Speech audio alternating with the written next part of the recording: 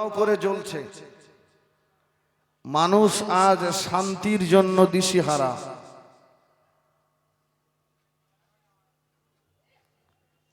ঠিক তার পাশাপাশি বিশ্বজুড়ে শুরু হয়েছে মুসলিম নিধন যজ্ঞ। মুসলিম বিদ্বেষীরা উঠে পড়ে লেগেছে, তাদের চিন্তা গোটা বিশ্বটাকে তারা মুসলিম শূন্য করে দিতে চায়। আজও যদি আমরা সাবধান না হই, সচেতন যদি না হই, অজান্তেই আমাবস্যার কালো ঘুটঘুটে অন্ধকার রাত নেমে আসবে, যার ফজরের রক্ত হওয়া বড় কঠিন হয়ে যাবে।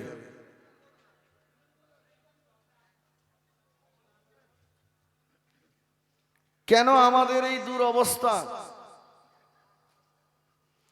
একদিকে রয়েছে যোগ্য নেতার নেতৃত্বের বড় অভাব। কথা ঠিক কিনা বলেন?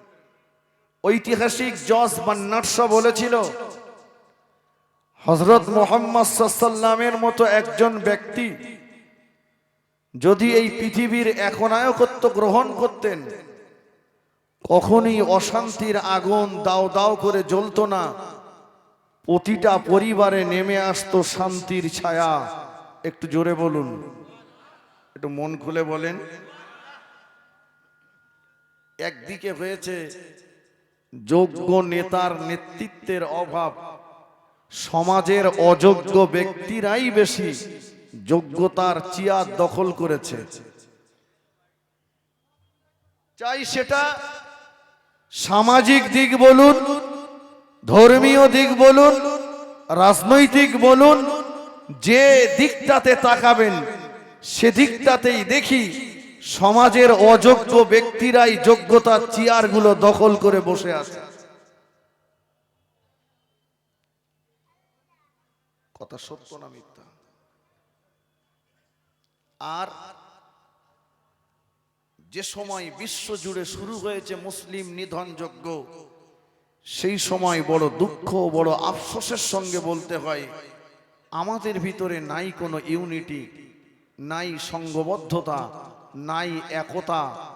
আমাদের ভিতরে চলছে শুধু দ্বন্দ্ব, আত্মকলহ। নিজেদের ভিতরে আমাদের কোনো মিল মোহাব্বত নাই, ত্যাগ নাই, ক্ষমা নাই, মায়া নাই, মমতা নাই।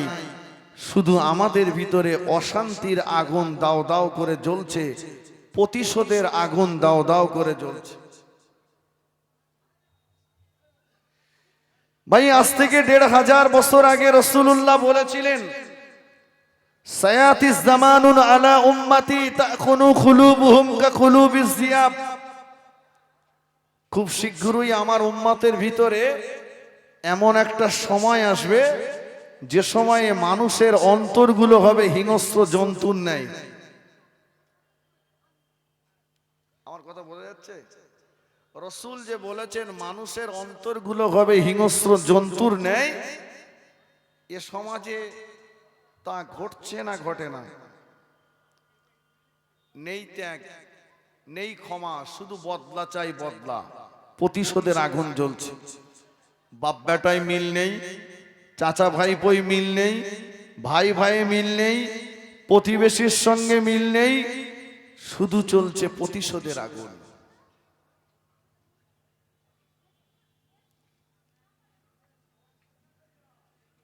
বিশ্ব নবীর আদর্শটাকে নিজের জীবনে আঁকড়ে নেবেন, না ফেরাউনের আদর্শটাকে নিয়ে কবরে চলে যাবেন?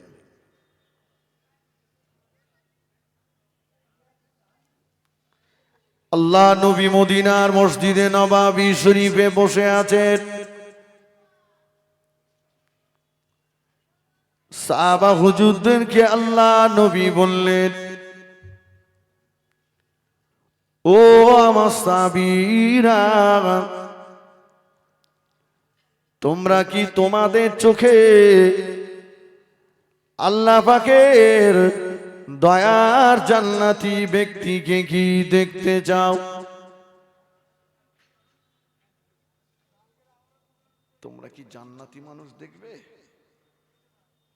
সাহাবারা বললেন, জি হ্যাঁ ইয়া রাসূলুল্লাহ। আল্লাহ নবী বললেন, সাহাবীরা, ও আমার সাহাবীরা, এই মুহূর্তে যে মানুষটা মদিনার মসজিদে নবাবী শরীফে আসছে, ওই মানুষটা জান্নাতি, জান্নাতি, জান্নাতি।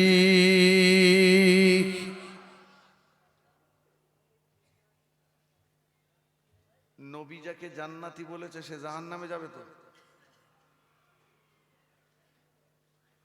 কোথায় যাবে? সাহাবীরা মনে করলেন হয় আবু বকর সিদ্দিক আসতেন, না হয় ফারুক আজম আসতেন, না উসমান গনি আসতেন, তলহা জুবাইর রিদওয়ানুল্লাহি তাআলা আলাইহিম আজমাইন হুজুররা কেউ আসতেন। কিন্তু না, অল্পক্ষণের ভিতরে মসজিদে নবাবী শরীফে প্রবেশ করলেন আল্লাহর নবীর একজন গরীব সাহাবী, একজন গ্রাম্য সাহাবী। সবসময় সে নবীর দরবারে আসতে পারে না।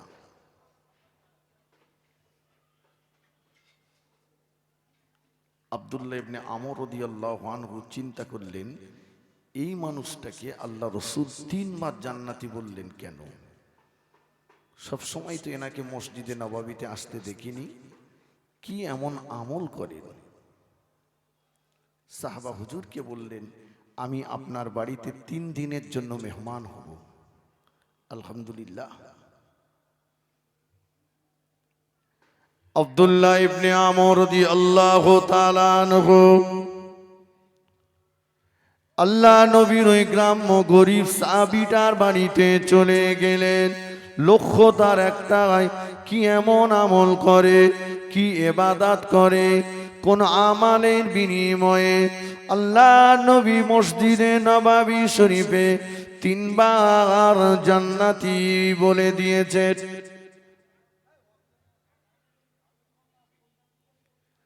ও একদিন পার হয়ে গেল, 2 দিন পার হয়ে গেল, 3 দিন পার হয়ে যাওয়ার উপক্র। আল্লাহ নবী সাহাবীর ভিতরে 5 ওয়াক্ত নামাজ ছাড়া কিছুই খুঁজে পেলেন না। শুধু 5 ওয়াক্ত নামাজ পড়েন, আর কিচ্ছু নাই। আমর রাদিয়াল্লাহু আনহু বললেন, ও নবী সাহাবী, চলে যাচ্ছি আমি, তবে 3 দিন আপনার বাড়িতে মেহমান হয়েছিলাম শুধু একটা কথা জানার জন্য, গোপনে লুকিয়ে লুকিয়ে কি এমন আমল করেন যে আমলের বিনিময়ে রাসূলুল্লাহ মসজিদে নববীতে 3 বার আপনাকে জান্নাতি বলেছেন। 5 ওয়াক্ত নামাজ ছাড়া তো কিছুই পেলাম না, গোপনে গোপনে কি করেন একটু বলবেন? আল্লাহ নবীর ওই গ্রাম্য গরিব সাহাবীটা বলেছিলেন, ও আব্দুল্লাহ ইবনে আমর, আমি গরিব মানুষ, 5 ওয়াক্ত নামাজ আমি পড়ি, বেশি নফল নামাজ পড়তে পারি না। রমজান শরীফের ফরজ রোজাগুলো আমি করি, বেশি নফল রোজা করতে পারি না। বিবি বাচ্চাদের মুখে আঘাত তুলে দিতে যে সব সময় আমি আল্লাহ নবীর দরবারে যেতে পারি না। এমন কোন আমল ইবাদত আমার ভিতরে নাই, তবে আমার ভিতরে একটা গুণ আছে। জানি না আমার আল্লাহ পাক আমার এই গুণটা পছন্দ করেছেন কিনা, জানি না আল্লাহ পাক আমার এই গুণে খুশি হয়েছেন কিনা। কি গুণ বা একটু বলবেন?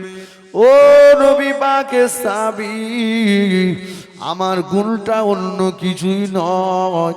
সারাদিন আমার কাছে যারা অন্যায় করে, সারাদিন আমার কাছে যারা অপরাধ করে, আমি রাত্রেবেলা বালিশে মাথা রাখবার আগে আমি আমার অন্তর থেকে, আমি আমার হৃদয় থেকে তাদেরকে আল্লাহর হস্তে ক্ষমা করে দিই।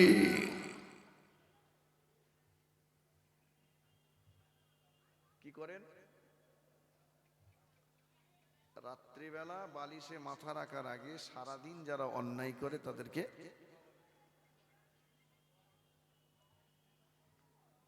ঘুমির ট্যাবলেট খেয়েও ঘুম হচ্ছে না, পরের বাঁশ দেবে তাই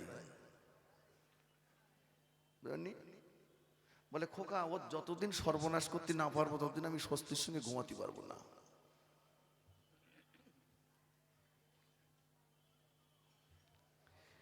আমি বলেছি আমাদের ভিতরে নাই ইউনিটি, নাই একতা, নাই সংঘবদ্ধতা।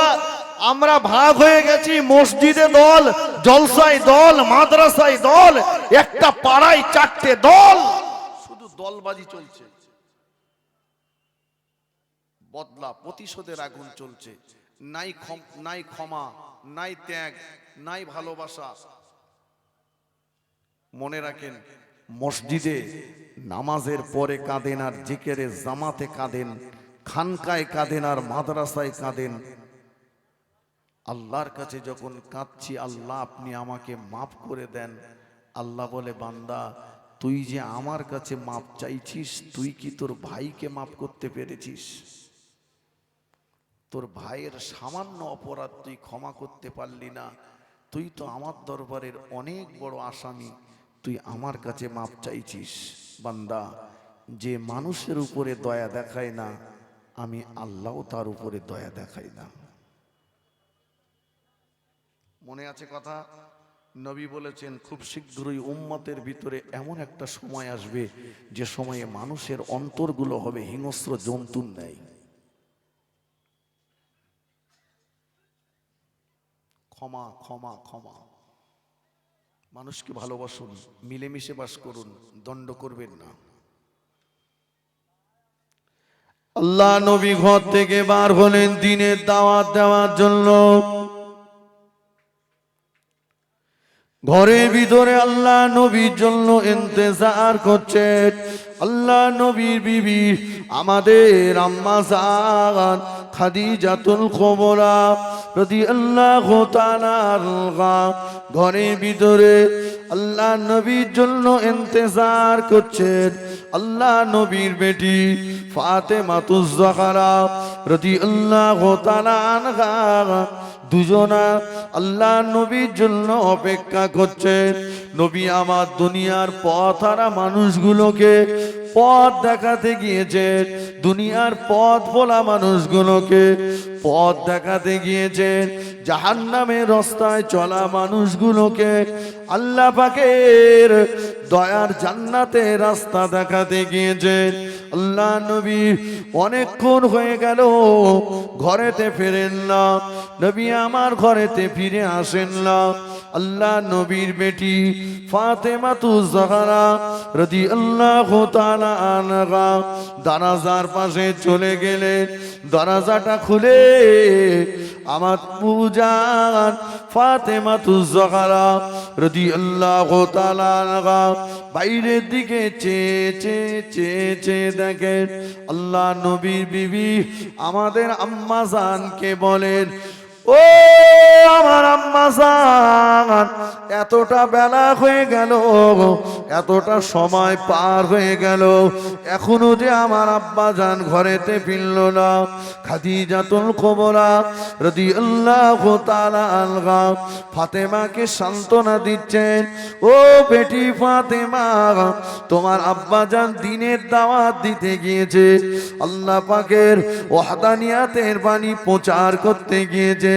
জানি না কেন এখনো তোমার আব্বা জান ফিরে আসছে না।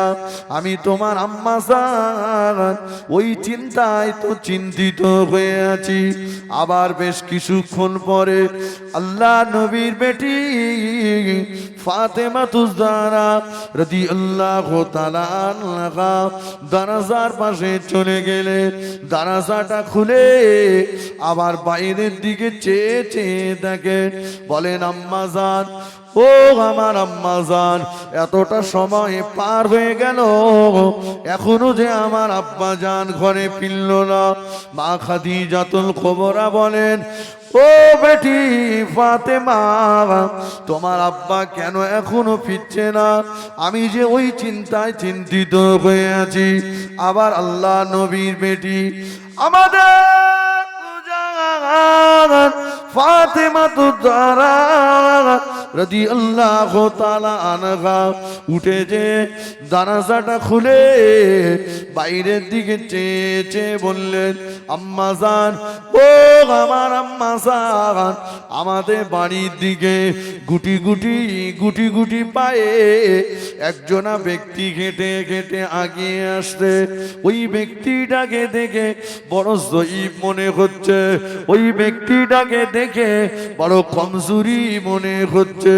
আম্মা জান, আমি ফাতেমা ইতিপূর্বে কোনদিন এমন মানুষ চোখে দেখিনি।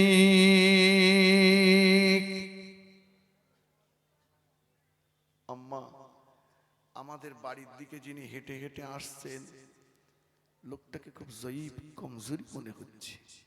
আমি ফাতেমা ইতিপূর্বে কোনোদিন এমন মানুষ চোখে দেখিনি।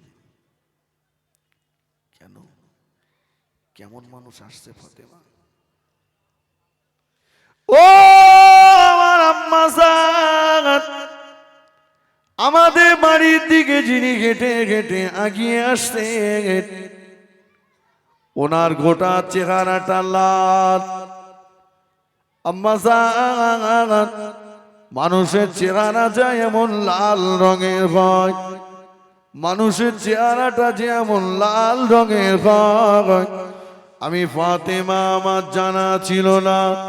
আম্মা জান, ইতিপূর্বে কোনদিন আমি ফাতেমা এমন লাল রঙের মানুষকে চোখে দেখিনি।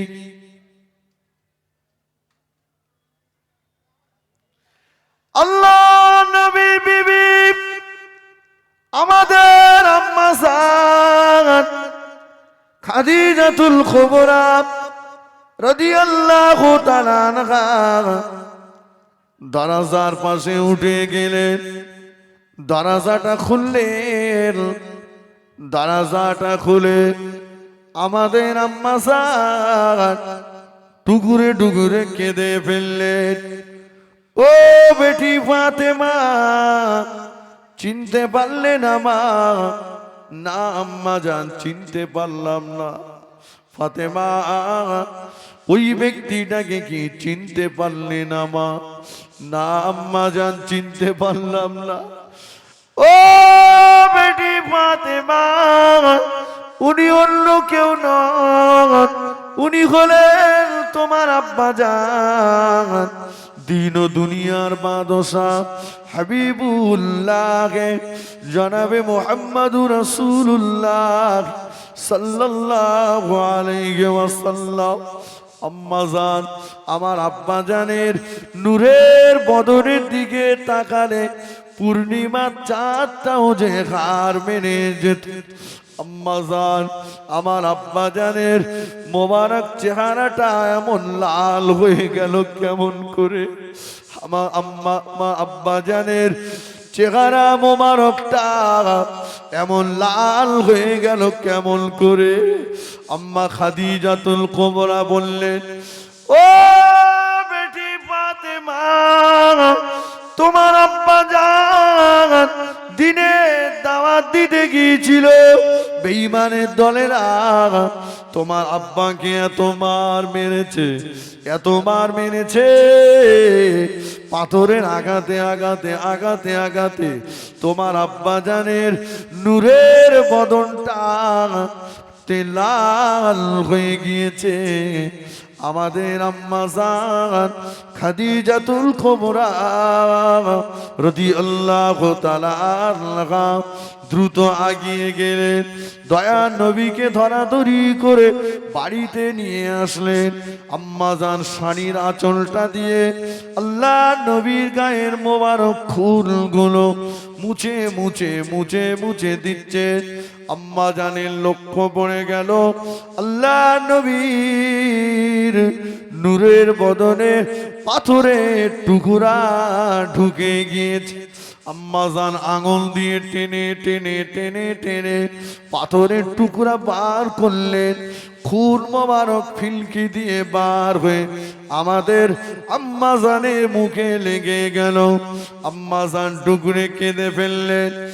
এ মক্কার বেঈমানের ভাইরা, এ আবু জাকার আবু লাকাব, উতবা সাহেবা কে আছিস বললা? খাদিজার টাকা নিয়ে ব্যবসা করিসনি, খাদিজার টাকা নিয়ে বড় লোক হসনি। মুহাম্মদ সাল্লাল্লাহু গরিব হলেও আমার স্বামী, এতিম হলেও আমার স্বামী, আমার স্বামীকে ধরে তোরা এত মার এত মার এত মার মারলি। আল্লাহ নবীর বেটি ফাতেমা তুজারা রাদিয়াল্লাহু তাআলা আনহা দুটো হাত তুলে কাঁদছেন, আল্লাহ পাক আমার আব্বা যার জীবনেও কোনোদিন কারো গালে অন্যায় ভাবে চর মারিনি, আমার আব্বা কোনোদিন গরিবের মাল আত্মসাৎ করিনি, এতিমের মাল আত্মসাৎ করিনি, প্রতিবেশীর হক নষ্ট করিনি, কারো উপরে আমার আব্বা জুলুম করিনি। অথচ আজকে দিনে আমি ফাতেমা, আমি আমার আব্বা জানকে দেখে চিনতে পারি না, ওরা আমার আব্বাকে এত মার মারলো। আল্লাহ নবী হাতটাকে নামিয়ে দিলেন, ও বেটি ফাতেমা, বদদোয়া করো না মা, বদদোয়া করো না। কিয়ামতের ময়দানে যেদিন বাপ বেটার হবে না, বেটা বাপের হবে না, মা মেয়ের হবে না, মেয়ে মায়ের হবে না, ওই দিন আমি রাসূলুল্লাহ দয়াময় আল্লাহ পাককে আমার মারের আঘাতের দাগগুলো দেখিয়ে আল্লাহ পাকের কাছ থেকে লক্ষ লক্ষ গুনাহগার উম্মতি দিগের জীবনের গুনাহকে মাফ করিয়ে নেব। আর একটু জোরে বলুন সুবহানাল্লাহ। আল্লাহুম্মা। মাইকম্যান কোথায়? মাইকম্যান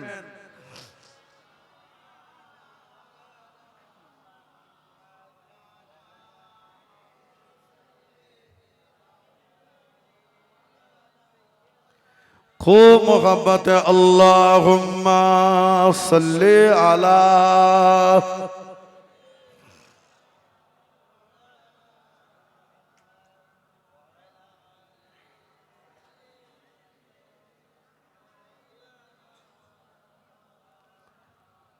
আমার ভাইরা মুরব্বীরা, আমার রস কিন্তু ওই জায়গাটাই, ক্ষমা করুন।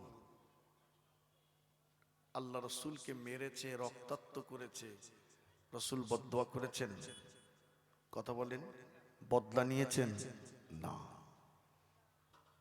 ক্ষমা করলেন রসুল। আল্লাহ রসুল তয়েফের জমিনে গেলেন, ইতিহাস জানা। তয়েফবাসীরা নবীকে এত মার মারল, আমার নবী রক্তাক্ত অবস্থায় তয়েফের জমিনে 3 জায়গায় পড়ে গিয়েছিলেন। শেষ জায়গাতে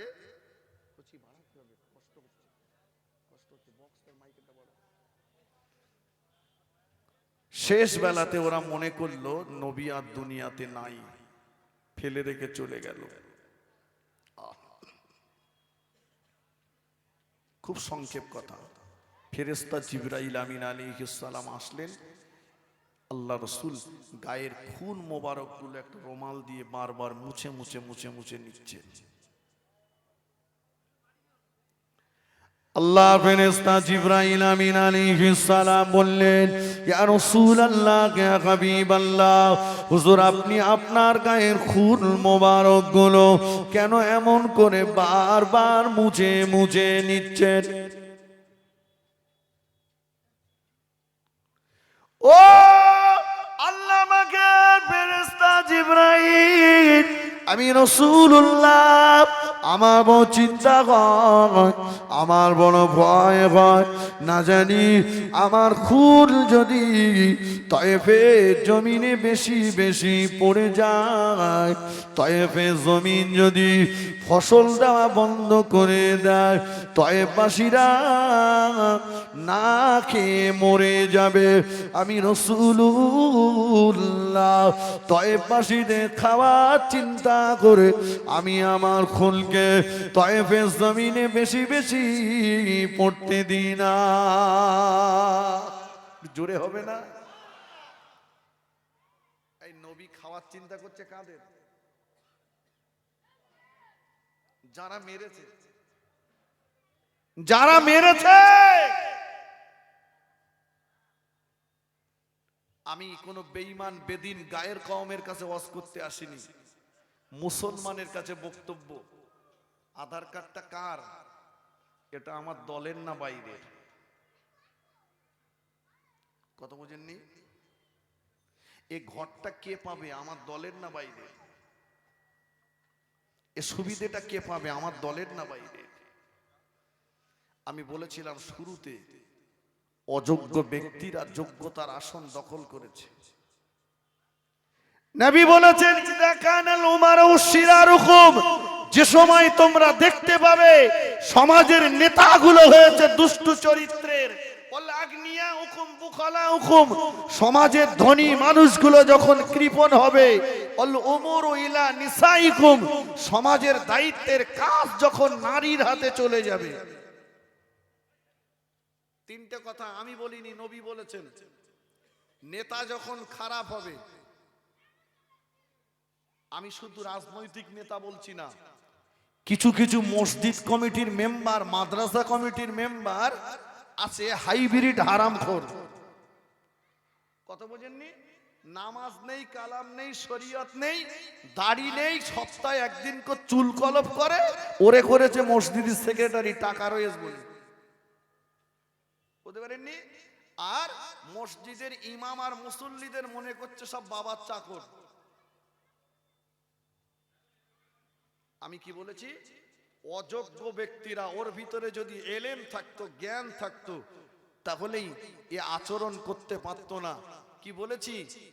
নবী বলেছেন, নেতা যখন খারাপ হবে, 2 নাম্বার, ধনী যখন কৃপণ হবে, 3 নাম্বার, যখন নারীর হাতে সমাজের দায়িত্বের কাজ চলে যাবে, মেয়েরা যখন মোড়ল হবে, আর পুরুষ যখন নারীর বশ্যতা স্বীকার করবে, আল্লাহ নবী বললেন ওই সময় দুনিয়ায় বেঁচে থাকার চাইতে মরে কবরে আসা ভালো। কারণ ওই সময় তোমাদের উপরে একের পর এক আল্লাহর গজব নাজিল হবে। ফিরে আসুন। আমার ওয়াজ হচ্ছে ত্যাগ, ক্ষমা, ধৈর্য ধরো বাবা। যার কেউ নেই তার কে আছে? ফিরে আসুন। নবীকে যারা মেরে রক্তাক্ত করেছে, আল্লাহ নবী তাদের খাওয়ার চিন্তা করছেন। আল্লাহ নবী কয়েকদিন যাবত কিছুই খাওয়া হয় না। দয়া নবীর পেটে 3টে পাথর বাঁধা রয়েছে। আল্লাহ নবী যদি চাইতেন, আল্লাহ পাক আমার নবীকে বলেছিলেন, হাবিব, ও আমার প্যারা হাবিব, আপনি যদি চান আমি আল্লাহ পাক ওহদ পাহাড়টাকে আপনার জন্য সোনা বানিয়ে দেব।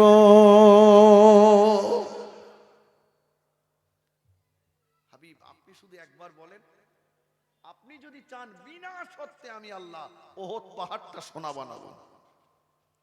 নবী বলেছিলেন, না আল্লাহ, আপনি আমাকে গরিব করে রাখুন, গরিবদের সঙ্গেই আমার হাসর নাসর করাবেন। জোরে বলুন। নবী বলেছিলেন, আলী, টাকা যার যত বেশি, হিসাবও তার তত বেশি।